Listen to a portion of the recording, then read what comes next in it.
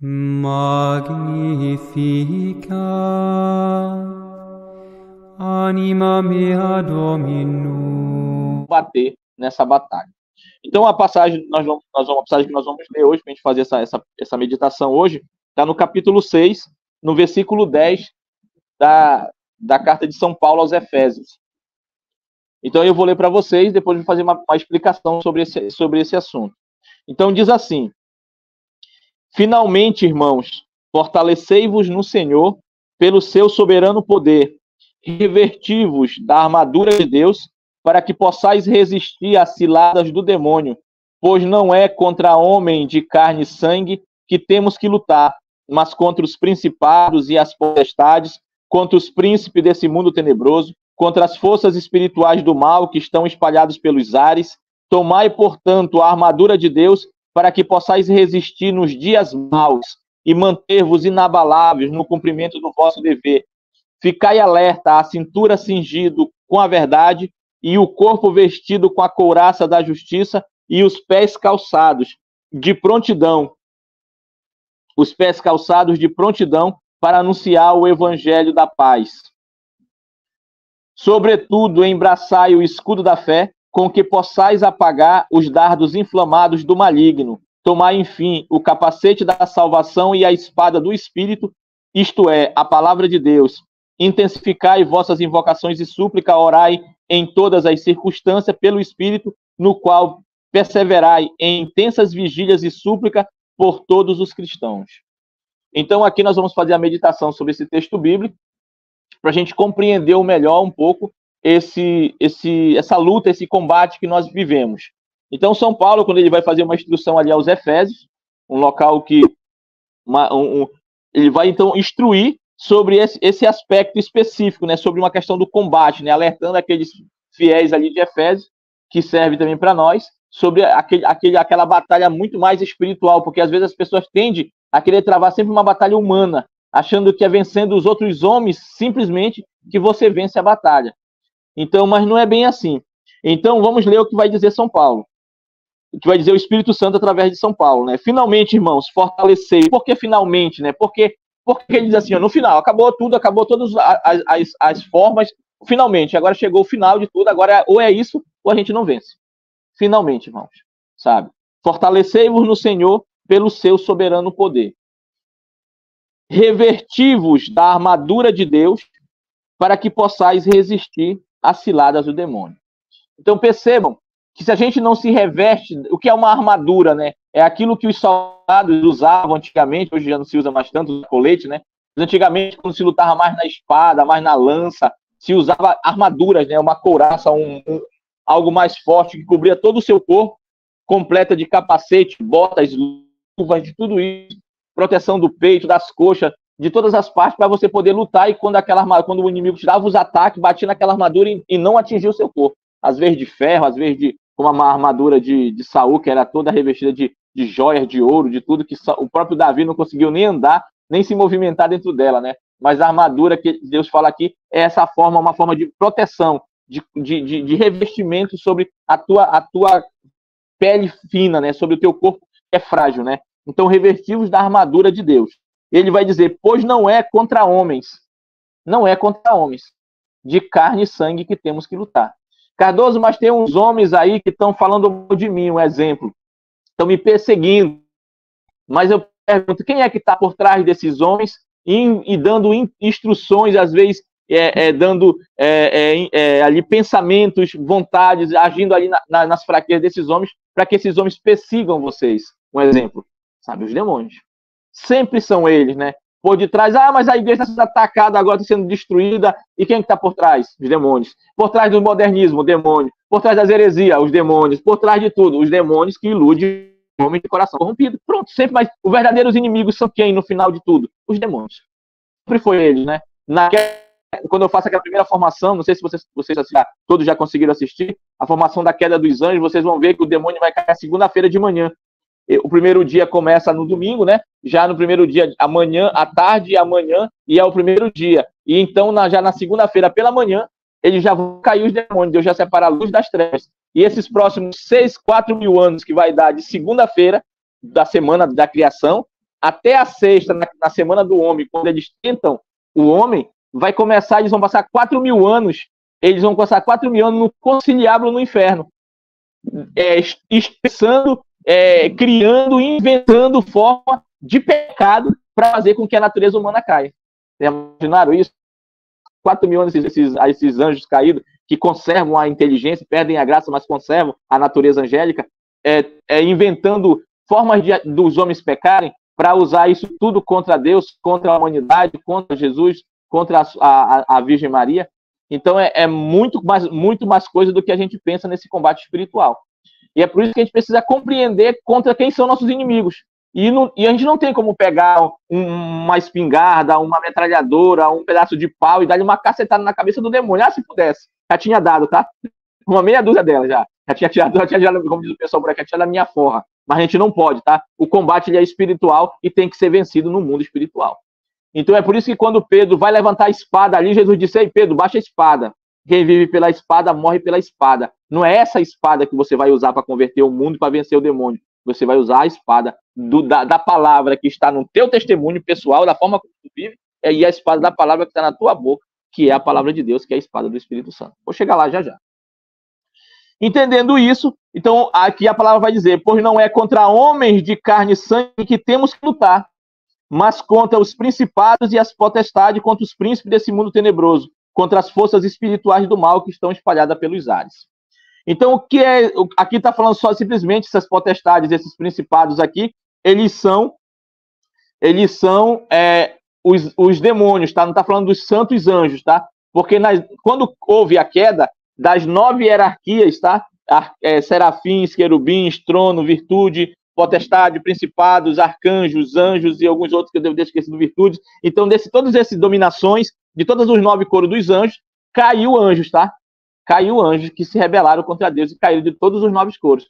Então, aqui os principados são os anjos que são denominados a guiar, a vigiar os príncipes, né, do mundo, né? E assim, na medida que esses príncipes são cristãos, são católicos, os anjos, os principados instruem eles. E estão ali sempre orientando. Na medida que eles se rebelam, são os principados, mas os demônios que estão ali, na ausência da santidade daqueles homens que têm o poder de direcionar. Então, ali, nos presidentes hoje, nesse pessoal todo, sabe, que governam, ali estão os principados, mas muito mais deles, vocês sabem quem é que guia tudo, né? Muito mais os principados, mas os demônios, né? Não os santos principados. E assim, as potestades são aqueles que têm autoridade sobre o poder religioso. Por exemplo, na diocese de Bragança aqui, onde eu moro, existe uma diocese aqui, muito grande, dá muitas paróquias, mais de 70 paróquias. E aqui tem uma catedral de Nossa Senhora do Rosário. Então, em todas as catedrais e dioceses existe um anjo protetor. Vocês sabem disso, né? Existe um anjo protetor. E esses anjos já estão conosco na missão aqui. Já estão com a gente na batalha, porque na ausência da fé e da verdade no meio da nossa diocese, quem é que está combatendo em favor da igreja aqui? Quem é os representantes, aqueles que estão aqui na batalha? Somos nós. Esses anjos estão com a gente já aqui na batalha, como muitos estão com vocês, onde vocês estão, na ausência de católicos verdadeiros. Eles vão para onde está a fé, para lutar com vocês, para que a igreja tenha força de vencer as batalhas que estão vindo pela frente. Porque nós somos a igreja, nesse momento. E, de fato, na ausência dos padres e dos bispos aqui presentes, nós somos os representantes da igreja católica na nossa região. E assim, entendendo tudo isso, a gente vai levar, então, entendendo que esses principados aqui que estão falando aqui são demônios, então esses principados eles têm o poder de guiar essas falsas autoridades da igreja. Eu não estou falando dos santos, que eu falei agora que estão com a gente, mas dos falsos agora, desses demônios, das hierarquias das potestades, eles guiam esses falsos padres, esses falsos bispos, dessas dioceses praticamente do Brasil inteiro. E não são poucos, tá? Não são poucos que caíram, tá? São milhares de milhares que caíram, tá? Então é por isso que São Paulo vai dizer, porque nossa luta não é contra a carne nem contra o sangue, mas contra os principados que governam esses príncipes do mundo e as potestades que governam os poderes religiosos do mundo, contra os príncipes desse mundo tenebroso, sabe? Que aqui a gente poderia até ver muito dessas coisas ocultas, dessas grandes sociedades secretas, de pessoas que estão por trás de todo o sistema, né? Eu não vou entrar nesse mérito agora, mas outro dia eu posso explicar um pouco mais profundo sobre isso. Que estão por trás de todo o sistema, né? Os donos da, por exemplo, você vê, tá tendo uma guerra na Ucrânia, um exemplo, aí ele diz, olha, vai mandar para a Ucrânia 400 bilhões, não sei quantos bilhões lá de dinheiro lá para a Ucrânia, para armas.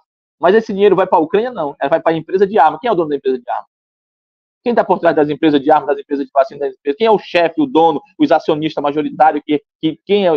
Você vai ver que são as mesmas pessoas. Sempre são um grupinho, né? E esse grupo são que governam o mundo inteiro, que trama, que coloca a gente no poder, que tira. Eu não vou entrar nesse mérito agora, que não é o caso nesse momento. Vamos continuar. Deste mundo tenebroso, as forças espirituais do mal que estão espalhadas pelos ares. Não sei se vocês já andaram numa estrada de chão, que assim, que não é asfaltada, que não tem cimento, não tem nada, é só aquele barro, aquela pissarra que a gente chama aqui. Já andaram, né? E quando vocês passam com o carro, não levanta uma poeira, vocês passam, vum, aí levanta aquela poeira assim, né? Quando passa na frente de uma casa, que levanta aquela poeira lá invade assim as casas, não é isso? E vai entrando nas coisas, vai pegando em tudo, vai passando tudo. Assim são os demônios. Eles estão espalhados pelos ares, né? E Nossa Senhora de ontem, Nossa Senhora de La Salette, era a Virgem de La Salette, era o dia dela, né? E ela vai dizer, né? Os demônios dos ares, né? Esses são esses inimigos aí, né? Que estão espalhados nos ares, né? Esses demônios dos ares são esses inimigos que estão espalhados pelos ares. E é esses que vão fazer muitos sinais e prodígios agora na proximidade da vinda do anticristo, inclusive quando ele for assumir lá o poder, que eles vão se manifestar até fazer ponto de ser fogo do céu sobre a terra. É esses demônios aí, os demônios que estão espalhados pelos ares. São uma classe deles. Outro dia explico isso para vocês com mais clareza. Então, vai dizer que são espalhados pelos ares. Por quê? Porque ele não é uma coisa que vem aqui onde você pode pegar, impedir, ver. Vem, vai chegando e vai entrando, e se você deixar a porta aberta, ele entra. E se você não vigia o espiritual, está vigiando só o material, acaba que na hora que os inimigos chegam, eles vão entrando, eles vão fazendo acampamento, eles vão tomando tudo, e quando você quer reagir, você já está dominado. E é por isso que a nossa vigilância São Paulo, quando ele escreve aqui a carta, ele escreve aqui aos Efésios, ele vai fazer esse entendimento para que eles vigiem não o físico, não se preocupe tanto com os homens físicos, porque a vitória na batalha, mesmo humana aqui, ela não é se dada pelo poder dos homens, ou poder da arma, ou é o poder da força de Deus. Quanto maior a potência de Deus, maior a vitória. E assim começa, então, a gente entender melhor esse entendimento. Vamos continuar. Que estão espalhados pelos ares. Tomai, portanto, a armadura de Deus para que possais resistir nos dias maus. Eu vou explicar os dias maus um pouco mais na frente ali, tá? Para vocês entenderem o que é um dia mau. E continua dizendo: mantei-vos inabaláveis no cumprimento do vosso dever. Então nós temos um dever a ser cumprido, e para nós podermos não nos abalar, não fraquejar, não diminuir, ele vai dando aqui algumas maneiras de você estar sempre com essa força, com essa condição de combate. Não baixar a guarda jamais. Ficai alerta, a cintura cingido com a verdade. Por que quando São Paulo vai começar a falar dessa armadura de Deus, ele vai começar ali pelo cinto, né? Ficai alerta, a cintura cingido com a verdade. Vocês lembram da última, quando ele faz lá a ceia, vocês vão ver que ele vai dizer a palavra assim. Então ele cingiu os rins com a toalha, porque era o sinal, o cinto é um sinal de nobreza. Quanto mais frondoso é o cinto, com joias, com objetos preciosos, ali, mais bonito é o cinto, mais nobre é a pessoa, porque o cinto é o sinal da nobreza. Então vejam que quando Jesus vai falar dessa nobreza, a nossa nobreza tem que ser o quê? A verdade. Mas qual a verdade? Qual é a verdade que eu tenho que viver e seguir? Não, Cardoso, é a verdade que eu acho que é certa. Não é a nossa verdade.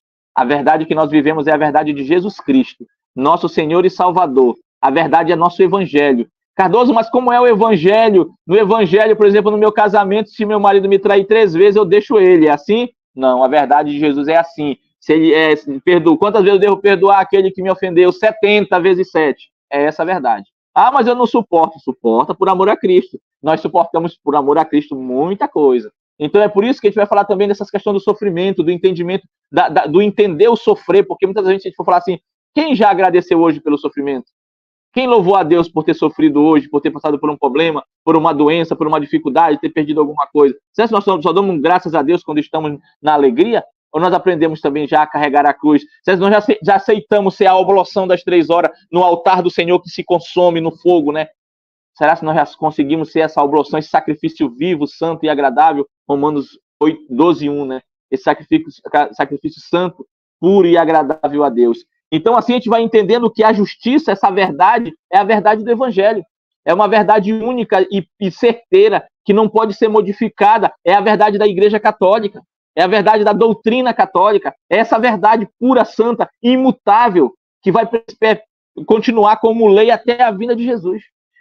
Cardoso, quando Jesus chegar, ele pode mudar, ele faz o que ele quiser, ele é Deus, quando ele chegar, ele faz o que ele quiser. Enquanto ele não chegar aqui para mudar, enquanto ele não descer aqui para mudar, ninguém muda aquilo que foi deixado como princípio, como verdade, como fundamento. Muda outras coisas que não é a verdade, mas a verdade é imutável. E por isso que diz a palavra também, que Deus é o mesmo ontem, hoje e sempre, e não muda nem a sua conduta e nem o seu proceder. Então vamos continuando. Depois de entender que essa verdade do Evangelho, ele vai dizer, com a cintura cingido com a verdade e o corpo vestido com a couraça da justiça. E essa couraça é aquilo que eu explicava ainda agora. É um segundo couro, um couro mais grosso, né? Esse couro mais grosso que protege todo o teu corpo, todo o teu ser, é a couraça da justiça. Mas a justiça é de quem, Cardoso? Vamos lá de novo. Vamos entender essas coisas. De quem é a justiça? Não, a justiça é nossa. Não, mas se a gente pegou o ladrão roubando, a gente tem que matar ele, né? Pega ele, roubou aqui, vamos pegar ele, dar uma taca nele até matar ele, para ele prender esse safado sem vergonha. É assim? Não. Sabe? Não é assim. É a justiça de Deus. Qual é a justiça de Deus? O que Deus fala sobre o ladrão? Ele diz assim, ei, se te levarem a túnica, oferece também a capa. O Cardoso está doido agora, né? O Cardoso falou isso, mas quem falou isso foi Jesus. Se te pedirem a túnica, dá também a capa. Se dizer é um assalto, pega o celular dele aí, pega o celular, toma, leva o celular. Aí você vai dizer, ei, pera aí um minutinho, você está precisando de um dinheiro, vou te dar aqui mais um dinheiro para te levar para te comer, para te fazer o que está precisando. Aí dá também para ele a carteira. É loucura, né? É loucura da cruz. É Coríntios 1:18. Vamos pregar sobre isso também. Porque hoje as pessoas vão ficando tão numa verdade humana, numa doutrina humana, no entendimento de uma justiça humana, que se esqueceram daquele homem que morreu na cruz há 2000 anos. A igreja faz guerra, fez muitas vezes, precisou. Mas aquilo era justificável dentro de um princípio e de um contexto. Não quer dizer que porque a igreja, em algum momento, algum católico precisou fazer justiça lá, matar alguém, porque a igreja enviou ele lá na guerra, e agora nós estamos em guerra. Mas se eu puder fazer o que é certo, eu posso fazer o que é errado? Então parece que é meio louco a gente falar de algum mal me perdoa. Isso é entendimento de vida espiritual. Quanto mais forte na vida espiritual você está, mais você tem capacidade de cumprir aquilo que Jesus mandou. Jesus disse, ninguém é perfeito, ninguém pode ser maior do que o mestre, mas nós podemos ser perfeitos como o mestre. E se ele foi capaz de perdoar as pessoas que estavam embaixo da cruz dele, com uma lança, atravessando o peito dele, lá o coração dele, lá com a mãe, na frente da mãe dele, ele foi dizer, pai, perdoa eles que eles não sabem o que fazem, por que nós não podemos fazer o mesmo? Sabe? Aí você vê como nós estamos distantes, às vezes, do evangelho, né? E por isso que tantas confusões, tantos ódios, tanta briga, tanta coisa que vai levando as pessoas para um caminho que não é o caminho da santidade e da perfeição. O mundo, ele ficou estarrecido com a presença de Jesus nele, né? O mundo foi transformado, os homens, Jesus veio com aquele evangelho verdadeiro e ele transformou o mundo inteiro, as datas do mundo se transformaram, tudo se transformou a partir de Jesus. E hoje o povo está assim porque se esqueceu de Jesus. O povo já não conhece mais o Jesus do Evangelho. Já tem Jesus de todo jeito por aí. Tem Jesus que quer matar, tem Jesus que pede dinheiro nas igrejas, tem Jesus milagreiro, tem Jesus que faz de tudo. Do jeito que você quiser um Jesus, você pode procurar aí na internet, qualquer canto que você vai encontrar a igreja de todo jeito. É Jesus de todo jeito. Mas cadê o verdadeiro? Cadê aquele Jesus que se fez homem, que era Deus Todo-Poderoso, dedicava muita estima que se deve a Jesus Cristo, sendo ele de condição divina, não se prevaleceu da sua igualdade com Deus, aniquilou-se a si mesmo, sendo reconhecido exteriormente como homem, humilhou-se ainda mais a morrer uma morte de cruz, que é maldito que é levantado no madeiro. Por isso, Deus elevou soberanamente, deu um nome que está acima de todo nome, para que ao nome de Jesus todo joelho se dobre na terra, no céu e nos infernos, para que se dobre no céu, na terra e nos infernos, e toda língua confesse para a glória de Deus Pai, que Jesus Cristo é o Senhor. Então, entendendo o Evangelho, a gente entende quem é Jesus, sabe? E quanto tempo faz que a gente não lê o Evangelho do Senhor? A gente pega uma Bíblia para dar uma lida, sabe? Pelo menos uns 30 minutos semanal. Por isso que na regra da comunidade, do apostolado, a gente lê a Bíblia pelo menos 3 vezes na semana. É o mínimo que você pode fazer. Pelo menos uns 20 minutos, 30 minutos, lê o Evangelho, pega um livro, vai lendo, marca ali onde você parou, continua. Se você não continuando. Ficai alerta, a cintura cingida com a verdade, o corpo vestido com a couraça da justiça e os pés calçados de prontidão para anunciar o Evangelho da paz. Vamos entrar nesse mérito aqui. Desse entendimento. Por que aqui no Evangelho São Paulo diz que tem que ficar com os pés calçados? Quando eu li essa passagem a primeira vez, eu servi o exército em 2001. Eu servi o exército aqui 1 ano. E a gente, no quartel do exército, a gente tinha uma maneira de ficar, quando a gente ficava de serviço no quartel, a gente não podia tirar o coturno do pé, aquela bota que tem. A gente folgava o coturno para dormir, mas não tirava do pé. Porque lá fora tem uns alarmes lá, umas coisas, que os que ficam na sentinela lá, quando a pessoa, se acontecer alguma coisa, alguém querer invadir o quartel, alguma coisa, eles apertam aquele botão, e você não tem tempo de se calçar, de se vestir, você sai correndo ali, só pega uma arma e sai correndo para fora para ver o que aconteceu. Sabe? Se for guerra, a gente luta, se for alguém que está invadindo, a gente atira e faz o que for preciso. Esse é o exército. Tá? Isso eu estou falando só para vocês entenderem.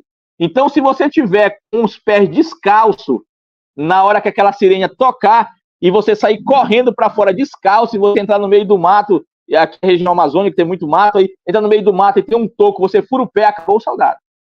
Enfia um toco no pé, atravessa o pé, acabou o soldado. E aquele coturno, por que ele é grosso e tem mais uma barra de ferro embaixo? Para evitar isso. Então você folga o sapato e fica sempre de pés calçados. Então, o que é o evangelho? Por que a gente, como um apóstolo, nós temos que estar sempre com os pés calçados de prontidão para anunciar? Porque você não sabe onde vai ser preciso. Onde é preciso você anunciar o evangelho? Onde é preciso você pregar o rosário? Em todo lugar. Ah, mas eu vou lá no banco, lá ninguém precisa. Será? Às vezes a mulher que está lá no teu banco precisa ouvir uma palavra e você não diz. Será que você está pronto para a palavra, para pregar, para fazer o que é certo, para ensinar o caminho da verdade, para dar testemunho? A gente tem que tirar a mentalidade de que a gente não precisa converter as almas, não. A gente tem que converter o maior número de almas possível. O inimigo não pode vencer essa batalha. E quem é os nossos alvos nessa batalha? Todas as almas. Ah, mas quem? Todas. Mas é o herege, eu não vou. Por quê? São Domingos. Por que São Domingos recebeu o rosário? Não foi para converter os hereges da vigência? E ele foi lá e converteu, foi muito deles. Ora, se nós tivermos amor pela conversão das almas, por que foi que Jesus morreu? Ele morreu por todos. Por muitos, né, como disse. Mas ele deu a todos a possibilidade. E a nossa missão é oferecer para todos. Agora, se a pessoa não quer, o problema é dela. Mas nós não podemos impedir o evangelho de chegar àqueles que precisam.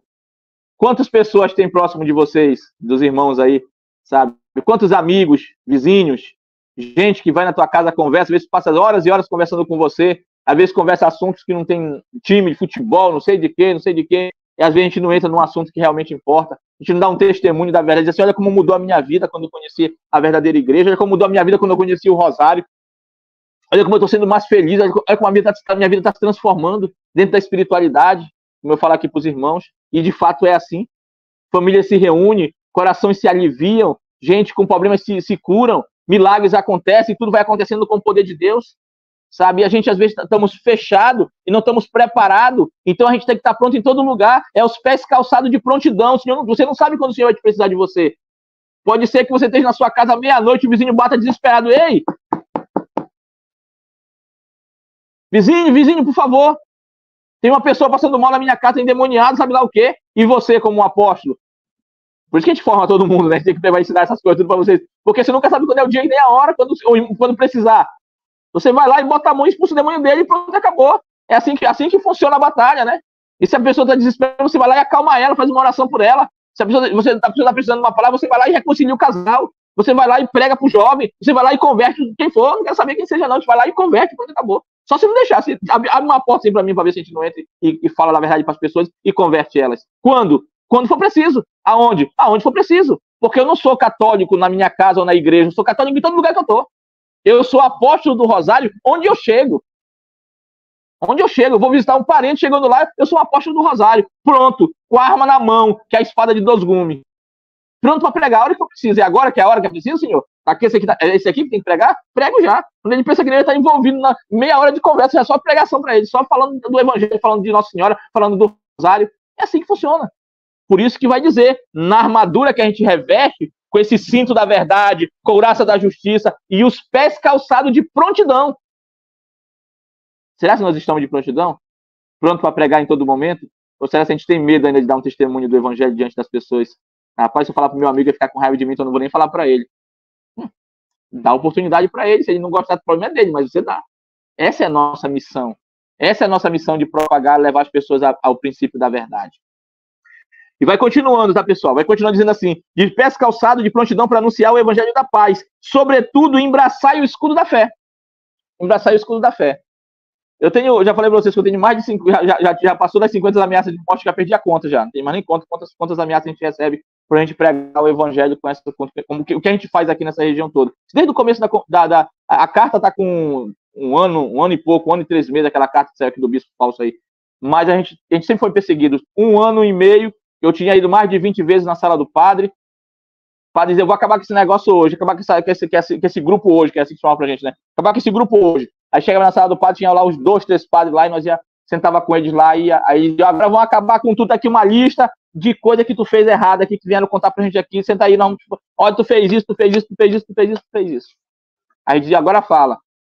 Aí eu pegava, falava isso, pode ir embora, tá tudo certo. Aí ele dizia assim: eu não sei o que acontece com ele quando ele chega aqui, tá tudo errado, quando ele sai, tá tudo certo. Quase que eu dizia pra ele, assim: você nunca leu o que está escrito no livro de Lucas 21, que diz assim: não prepareis a vossa defesa. Eis que vos darei uma palavra cheia de sabedoria, do qual eles não podem nem contestar e nem contradizer os vossos adversários. Quando a gente chega aqui nessa parte do escudo da fé, eu me lembrei agora, por isso que eu falei um pouco sobre essas perseguições, sobre essas ameaças, porque na terceira vez que eu recebi a ameaça de morte, eu estava na porta da sala do padre. E o padre estava para ir falar com esses padres modernos aqui no tempo, isso aí uns 6 anos atrás. Aí eu estava lá na porta dele e recebi a terceira ameaça de morte. E aí eles me chamaram às pressas, ligaram para todo mundo, porque mandaram não só para mim, mas mandaram para o padre vizinho de uma cidade vizinha chamada Tracuateu, e mandaram para a cidade aqui de Bragança, os paróquios da paróquia que participava aqui moderna. Dizendo que tinha um pistoleiro contratado que ele ia me matar dentro da igreja, lá onde foi fundado, um lugar chamado Canindé, a 48 quilômetros de estrada de chão daqui de Bragança para lá. Uma vila, Nova Canindé. E aí eu disse, aí o padre disse: olha, tu for para lá, eles vão te matar, não faz isso, não vai e tal, e por que foi que tu fez de errado? Eu digo: não fiz nada de errado, não. Mas uma coisa eu digo pro senhor: amanhã eu tenho que fazer uma formação lá e eu vou. Se não tinha aquele tempo, era mais difícil o telefone aqui na região, não tinha internet, quase não tinha comunicação, eu digo: eu tenho que ir, o pessoal tá me esperando, eu tenho que ir. Ah, vão te matar, e o que tem? E quem disse que a gente não tá pronto para morrer? Vai matar? Cortar o pedaço, vai botar na guilhotina, vai enforcar, como é que vai fazer? Aí eu fui, cheguei lá na igreja lá, acabei de fazer a pregação, que falaram que o pistoleiro ia matar nesse dia lá. Acabei de fazer lá o momento de formação, essa aí que chamava antigamente pregação, tinha o costume, de vez em quando eu ainda falo, pregação, mas o nome correto o bispo falou que é formação. E às vezes eu confundo pelo costume, tá? 7 anos falando de pregação. Então aí eu cheguei lá na igreja, acabei de fazer uma formação sobre Nossa Senhora. Perguntei: cadê o pistoleiro? Já chegou? Ele vai matar quando? Hoje? Vai matar amanhã? Quando é que ele vai matar? É agora? Aqui dentro da igreja? Quando eu sair, que eu pegar a moto pelas costas, vai me dar um tiro e me matar, como é que ele vai fazer? De frente, de costa, por trás, como é que ele vai fazer? O que é o escudo da fé, irmãos? Vou explicar para vocês. O escudo da fé, o escudo é uma coisa que te defende, né? Então, entre aquele pistoleiro lá que queria me matar na porta da igreja, vamos supor que ele chegou na porta da igreja, não chegou, naquele dia não veio, não apareceu. Foi embora, até hoje não apareceu ainda, não chegaram até mim, né? Até hoje não chegaram, nenhum desses que ameaçaram não chegaram, né? Tem até um padre vizinho aqui que... Outro dia eu conto a história do padre para vocês, me lembro, outro dia eu conto a história daquele padre vizinho, que disse que chamou um monte de gente para fazer um monte de denúncia contra mim, sem fundamento, sem ter nada, e o anjo do Senhor feriu ele e ele não está mais entre nós. Foi imediato, foi uma coisa assim, repentina, todo mundo se impressionou ele. Eu conto para vocês outro dia essa história. Então, assim, eu cheguei lá na igreja, aí eu falei para os irmãos, eu digo: você sabe o que é o escudo da fé? Entre eu e o inimigo que está lá, tem um escudo. E em quem é a minha fé? A minha fé é em Deus, em Jesus Cristo. Então, entre eu e o meu inimigo, existe Deus, bem no meio, na frente. E eu digo para vocês: se Deus permitir que a bala da metralhadora do inimigo lá passe e acerte em mim, eu não morro? Morro. Se Deus quiser que eu morra, eu morro na hora. Agora, e se Deus não quiser que ela passe de lá para cá, como é que fica? Vocês podem me explicar como é que o cara vai conseguir me matar se Deus disser: não, olha, o Cardoso não morre hoje. O Cardoso nem vai acertar do bala nenhuma nele hoje. Como é que a bala de lá chega em mim? Se o pistoleiro tivesse chegado lá e não fosse meu dia, eu ia dizer para ele assim: olha, você pode atirar, quer atirar, atira, pode matar. Quer matar? Pega a espingarda, tac, tac, tac, tac, tac, tac, tac, tac. Não deu tiro não, irmão? Senta aqui, vem cá você, pistoleiro, senta aqui. Do meu lado que eu vou te explicar por que essa tua arma não deu fogo. E por que tu não conseguiu me matar hoje? Senta aqui que eu vou te explicar. E eu converti ele para Jesus. Porque eu tenho coragem, eu tenho mais coragem para fazer isso. A pessoa não me conhece, vocês estão muito longe, mas é assim que é o espírito nosso aqui, tá? Não, filho, pai, tô ocupado agora. Vai lá com a mamãe, vai. Então, assim, entre eu e o meu inimigo existe um escudo. O escudo da fé. Entre eu e meu inimigo existe um escudo da fé. E esse escudo da fé é o que me defende, é Deus. Então, se Deus quiser que eu caia de bicicleta, eu caio. Caia de moto, eu caio. Se Deus quiser que eu morra, eu morro. Se Deus não quiser que eu morra, então eu não morro. É Ele que sabe, Ele que é o patrão, Ele que é o dono. Eu me entreguei para Ele quando eu me consagrei. Quando eu consagrei toda a espiritualidade a Ele, tudo é dele, tudo é de Nossa Senhora. Eu sou só mais ninguém pode entrar aqui e matar aquilo que não é dele. Para acabar com essa obra aqui é muito fácil. Durante vários anos, as pessoas quiseram acabar com isso aqui, esses padres modernos, esses bispos, todo mundo quis acabar com essa obra dos apóstolos dos últimos tempos, que é uma obra de Nossa Senhora do Rosário de Fátima. Mas eles nunca souberam como fazer, é muito fácil, é só você ir lá conversar com a Virgem Maria e dizer para a senhora, fala lá, eu peço que você vá lá com a sua mãe, tá? Desculpa. Então, assim a gente é só falar com a Virgem Maria e dizer, senhora, fale lá com o Cardoso para o Cardoso acabar com essa obra, e se ela mandar eu paro no mesmo dia. Mas aí, não precisa para amanhã. Ela acaba de dizer, eu digo, acabou tudo, porque a patroa mandou, ela que é a dona. Então é assim a gente vai entendendo o que está escrito aqui. Olha o que vai dizer aqui. Então, é revestido do escudo da fé. E esse escudo da fé é o que nos defende dos ataques do inimigo. Então a gente tem que ter essa fé aguçada, essa fé fundamentada, essa fé formada, essa fé perfeita no Senhor Jesus, para a gente poder não fraquejar no caminho certo. Não ter medo. Ter medo de quê? Dos homens? Da metralhadora, do tiro, da faca, do pé de pau, o homem que vai o bandido me amassado no meio do mato, 7 anos no meio desse mato, que tudo aqui, nunca um bandido me assaltou, não chegou perto de mim. Por quê? Porque o Senhor não permitiu. Mas se ele quiser que ele seja assaltado, então eu sou. Aí se ele mandar assaltar, eu digo muito obrigado, Senhor, por o assalto que eu passei. Porque eu quero fazer a vontade dele, eu quero estar conforme a vontade dele. Está encerrando já, estamos já só concluindo aqui já. E continua dizendo, com que possais apagar os dardos inflamados do maligno. O escudo da fé, com que possais a passar os dardos inflamados, porque ele vai lançar dardos. E o que é o dias mal, que eu falei que eu ia explicar para vocês ainda agora? Os dias mal é mais ou menos assim. É o dia que você amanhece ruim. Tem dias que você não amanhece muito bem. Repararam que tem dia que você se acorda, já dá errado uma coisa, já quebra um negócio, já a vaca que tu comprou já morreu, aí tu vai. A faca que deu R$500 ontem morreu hoje. Então você começa a. Já ruim o teu dia, já começa ali desesperada, aí o inimigo já vai lá, bota uma confusão. Aí quando pensa que não, você já vai lá ter uma coisa. Quando pensa que não, você está preparado para o pecado, para o erro, né? Para a explosão. É o dia que você amanhece mal e você vai sair na rua ali, vou dar uma volta para esfriar a cabeça. Aí sai por acolá e tem um amigo lá no bar já te esperando. Ei, amigo, vem cá tomar um para esfriar a cabeça. Aí você encosta lá. Aí o inimigo já bota ali uma mulher para fazer um mal, para te tentar, e você já cai no pecado, e quando pensa que não, você está tudo envolto em pecado de adultério, de prostituição, de tantas coisas, pornografia, sabe lá. Então é necessário que a gente possa entender isso, né? A gente possa entender que o dia mal é o dia que a gente está mal, é nesses dias maus que o inimigo tenta lançar esses dardos inflamados, né? Esses dardos inflamados sobre nós, para que a gente possa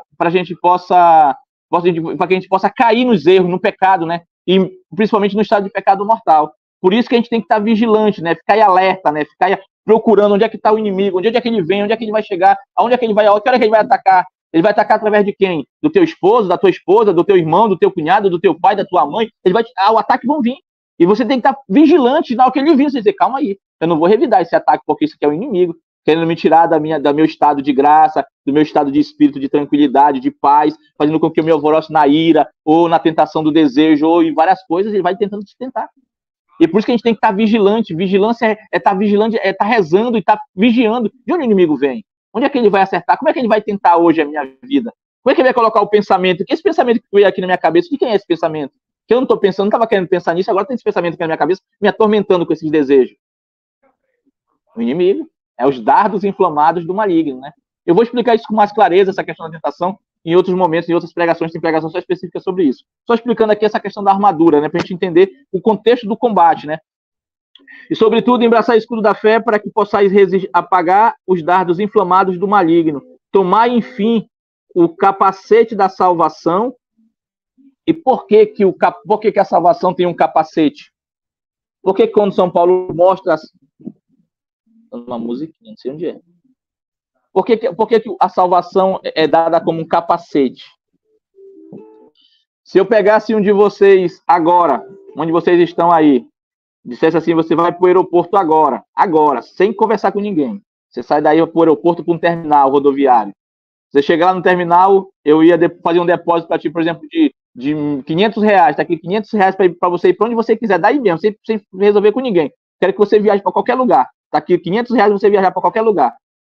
Agora. Aí você chegava no aeroporto agora. Cheguei lá no aeroporto ou no terminal e R$ 500, R$ 1.000 para vocês fazerem uma viagem. Um dinheiro eu queria para fazer uma viagem de uns 3 dias, 4 dias, por exemplo. Aí você pega lá esse dinheiro e diz assim, e agora, para onde eu vou? Para onde você iria?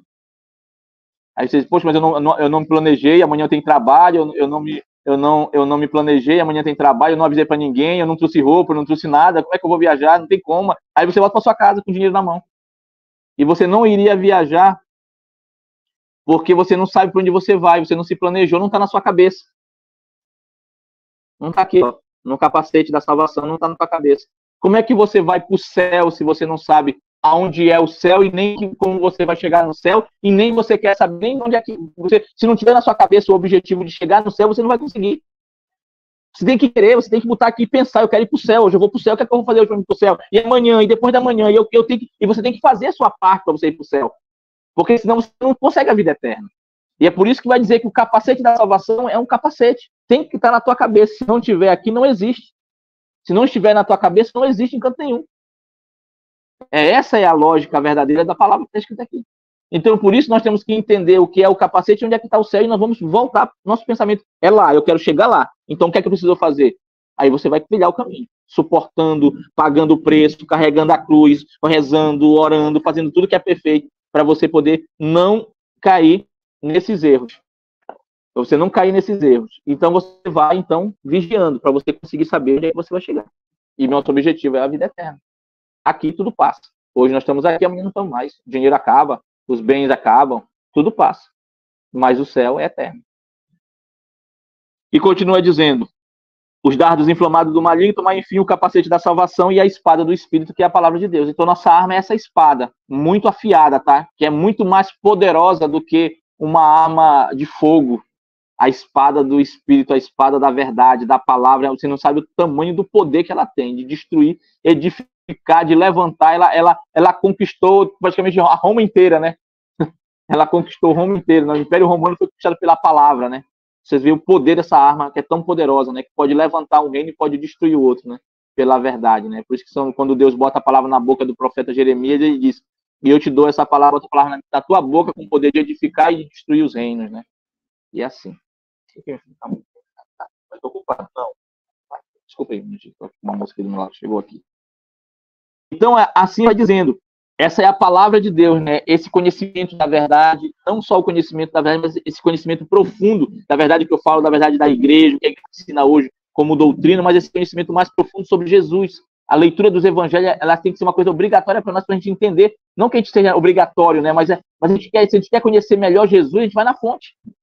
Lá está a fonte. O evangelho é a fonte de tudo que Jesus falou, ensinou e fez. E lá a gente vai encontrar, então, uma água pura, né? Na fonte daquele que é o fundador da igreja. E vai dizer, intensificai vossas invocações e súplica, orai em todas as circunstâncias pelo Espírito, no qual perseverai em intensas vigílias e súplica por todos os cristãos, orai também por mim. Então é isso que a gente espera de todos vocês, esperamos, né? Que vocês vigiem, que vocês estejam vigilantes com essas armas do Espírito, né? Revestido dessa armadura da justiça verdadeira, da verdade, né? Daquilo que é certo, daquilo que é bom, daquilo que agrada a Deus, sabe? Como diz a palavra, se ensina ou não, tudo que vem dali é do demônio, né? A gente tentar buscar viver esse evangelho, que é tão difícil, né? Se não fosse tão difícil, Jesus não tinha dito, tá? Que a porta é estreita, né? E a porta não foi reformada, ela continua estreita, tá? Por isso, exorto vocês a perseverarem na fé, na caridade, na justiça, não desanimeis, fortalecer as virtudes da fé, da esperança, caridade, prudência, justiça, fortaleza, temperança, né? Fortalecer as virtudes da modéstia, sabe? Ir para as outras virtudes mais essenciais, sabe? Os homens, a virilidade, a mulher, sabe? A gente tentar buscar esses fundamentos da fé e tentar botar em prática aquilo que é bom, né? Para que a gente possa combater um bom combate nesse mundo, né? Completar nossa carreira e no final a gente poder dizer, combati o bom combate, como São Paulo, completei a carreira e agora eu estou pronto para receber minha coroa de glória. Esse é o nosso objetivo, essa é a nossa missão. E com as armas verdadeiras do Espírito, a gente vai conseguir chegar lá. Com a graça de Deus e com os auxílios da Virgem Maria, nós completamos a nossa missão. Agradeço a todos vocês por estado conosco nessa noite. Peço as bênçãos de Deus sobre todos nós. Conte com as nossas orações daqui. Todos os irmãos daqui rezam já por vocês intensamente. Peço que vocês possam rezar também por nós. Nós estamos recebendo o Padre Gilberto no dia 6, aqui do dia 6 ao dia 9, e é uma viagem longa, a gente tem uma despesa muito alta, acho que uns 2.000 e pouco, quase uns 2.600 reais. Se puder ajudar, alguém tiver como, não é obrigado, pelo amor de Deus, a gente não é o objetivo aqui, nada, mas se alguém quiser, puder, tiver como, agradecemos a boa vontade de todos nós, de todos os irmãos. Muito obrigado a todos, até a semana que vem, se assim Deus o permitir. Eu acho melhor, eu acho que o horário já está bem um pouco avançado, não estou conseguindo ver o meu relógio aqui na tela do meu celular, estou perdido na hora. Quando for na semana que vem, depois, se vocês quiserem mandar perguntas durante a semana,